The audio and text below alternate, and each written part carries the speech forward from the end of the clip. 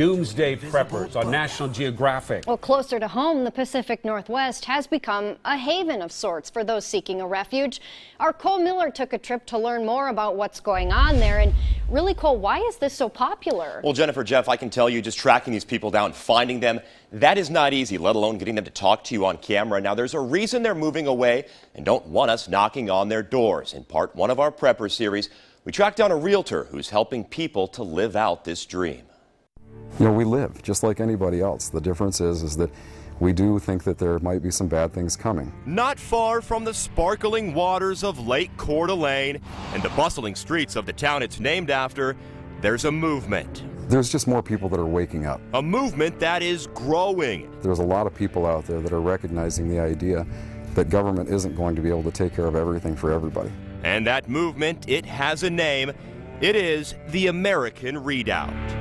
What is the American Redoubt? It's an area, and basically the area itself spreads across northwestern Montana, north Idaho, and eastern Washington, parts of Oregon.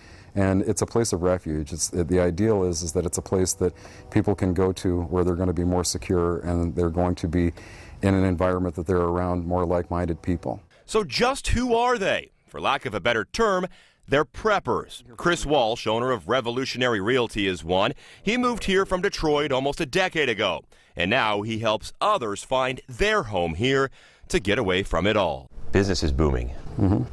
What's bringing people up here? Well, fear.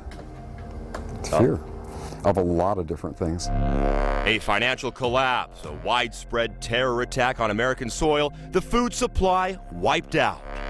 The house itself is just up around the corner. The property we're on is a little over 12 acres. So this one's ready to go. Yeah, it's ready to go. Walsh giving us a rare look at just where those people are moving. The house itself, like I say, is a small house, not a big one, but it's a decent house. It's usable, you know, what have you. Starting with this 800 square foot cabin, completely off the grid. And then over here is, you know, the heart of the operation.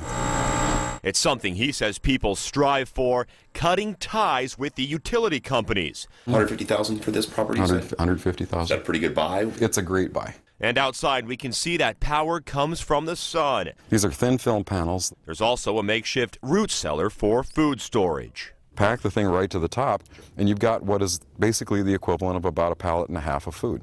The home and land here are pretty good examples of prepper-ready property. Most other places, though, you'll have to invest a lot of time, money, and effort to get what you want. It's not finished. It's got a lot to be done to finish it. You know, there's no electricity inside of it. There's no solar panels up.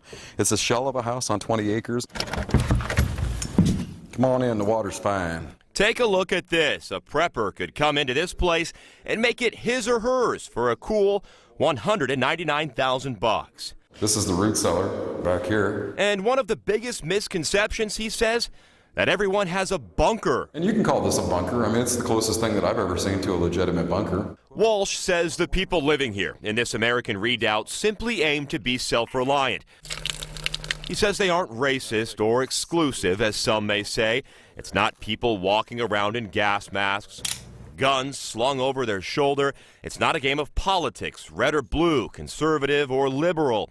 It's about being able to make it on your own without all of that, without the government, just in case. People that come out and prep, people that put stuff together, are not doing it for the end of the world. They're doing it for the day after. And Walsh calls this a lot of people's insurance policy. The thought here is not if, but when something happens. Now, tomorrow, we're going to introduce you to a couple who's been a part of this American Redoubt for 2 years now. Their story truly fascinating. It's eye-opening, Cole. Thank you for that. We look forward to that. In the meantime, do you have a news tip about something else? Be sure to